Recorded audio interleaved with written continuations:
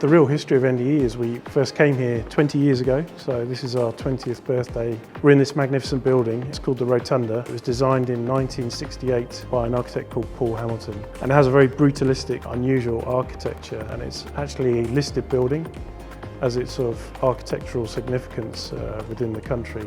So it's a great environment for us to be creative in. Not only that, it's in a great location, being in the centre of London. NDE, of course, is a building and a name, but we're made up of people, and it's our most valuable asset. The team I would describe as one of the most creative teams I've worked in. The freedom, I would say it's the biggest quality that we can have in our studio.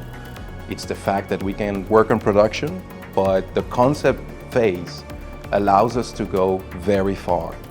Also, the fact that we're working and living in London, we have the access to all the cultural lifestyle that we can find in this city, and we can enjoy ourselves. Being in London, it does get under your skin, and it subconsciously has fed the output that we've generated since we've been here. So since we started, our design process has changed almost unimaginably. Going back 20 years or more, we used to hand draw. Not only that, we'd put the drawings in a tube and send them to our colleagues in Japan and receive tubes back. Well, nowadays we use a lot of digital tools. We're still having contact with sketching, but that's for the very, very advanced phase. Then we jump immediately to digital. We have facilities that we can do every function of design. We can do clay modelling, we can do CAD modelling, we can make prototypes. We have the full suite that a headquarter studio would have.